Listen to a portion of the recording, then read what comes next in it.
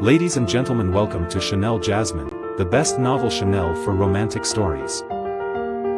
Hai guys, selamat datang di channel Jasmine, channel terbaik untuk menyimak novel-novel romantis. Mohon dukung channel ini dengan subscribe, like dan share video-video yang ada di channel ini. Terima kasih.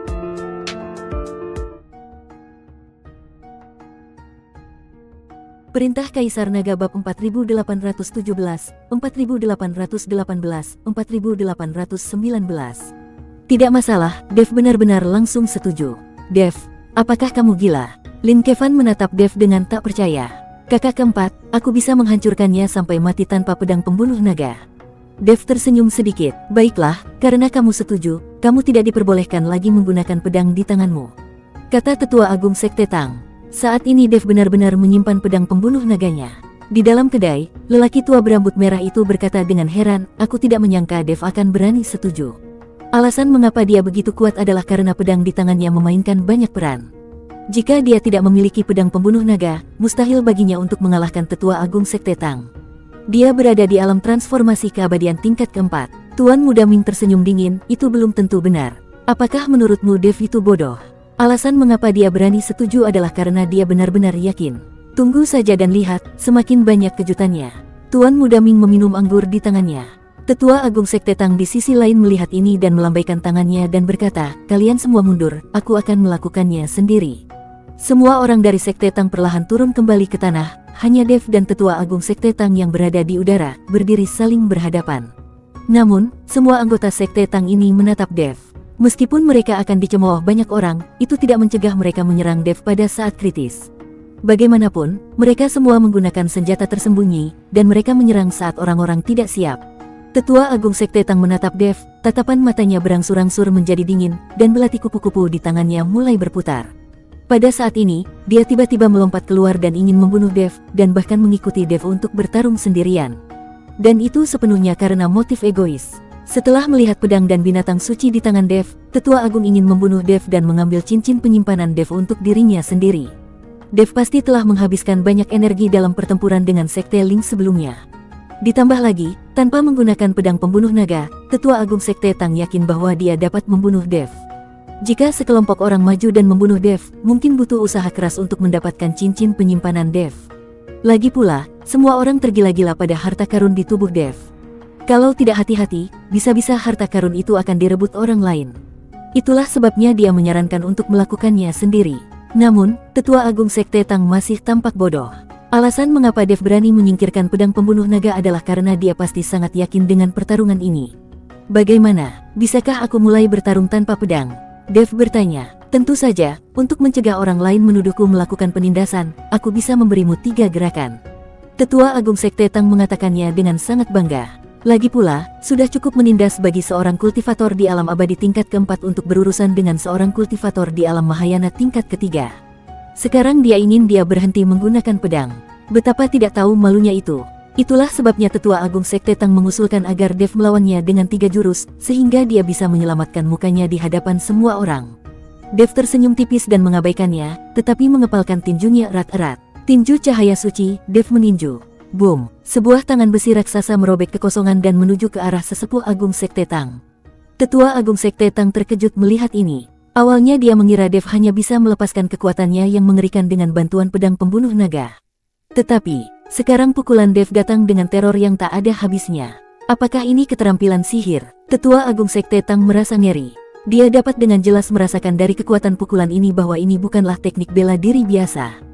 Tetapi karena Dev telah diperintahkan untuk melakukan 3 gerakan, jika dia mengambil tindakan saat ini, dia akan benar-benar ditertawakan. Tinju cahaya suci Dev bagaikan meteor emas, merobek kehampaan dan langsung menuju ke arah Tetua Agung Sekte Tang dengan tekanan tiada akhir. Kemanapun angin tinju itu lewat, udara seakan terkoyak, menimbulkan suara siulan yang melengking.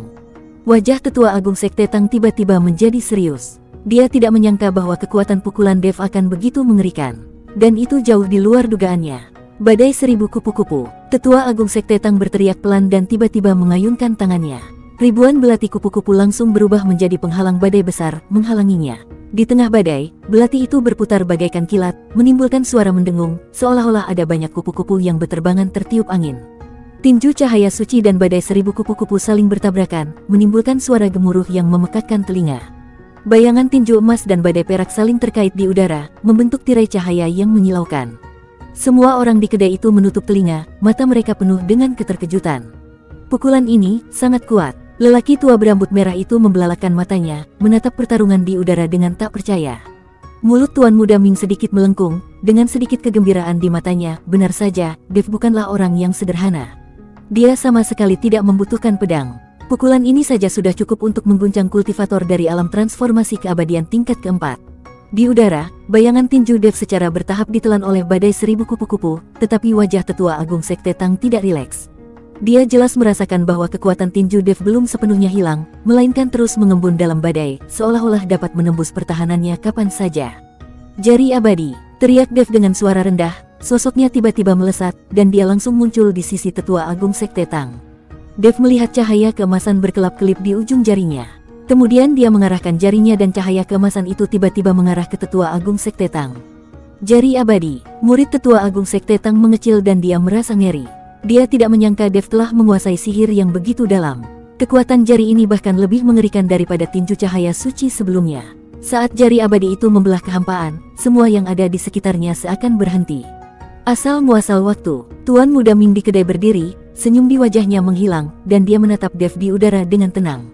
Seorang kultivator tingkat 3 di alam Mahayana mampu memahami asal muasal waktu dan bahkan mengendalikan waktu. Ini melampaui semua harapannya. Pada saat ini, akhirnya ada ekspresi serius di wajah tuan muda Ming. Siapa anak ini? Kenapa dia begitu menakutkan? Apakah ada orang dari alam surgawi di belakangnya? Kalau tidak, bagaimana dia bisa memiliki begitu banyak keterampilan sihir?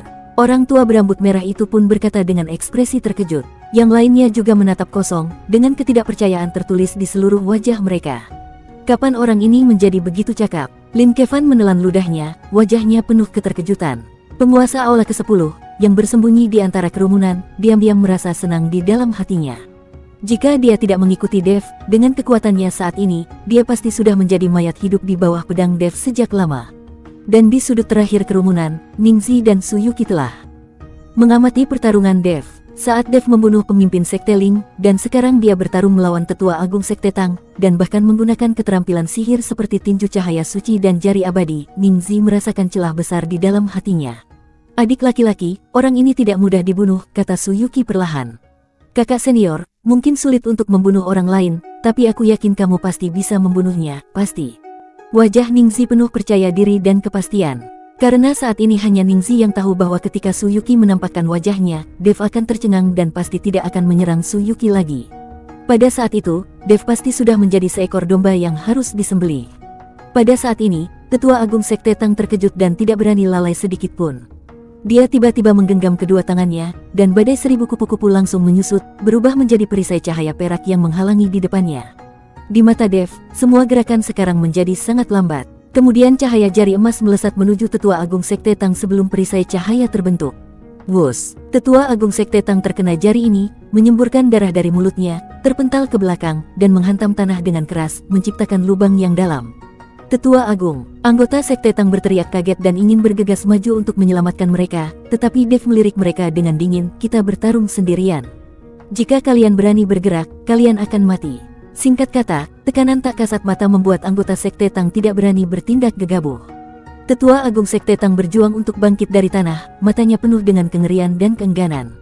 Dia tidak menyangka bahwa dirinya, seorang manusia perkasa di alam transformasi keabadian tingkat keempat, akan dipaksa melakukan hal seperti ini oleh seorang junior di alam Mahayana tingkat ketiga.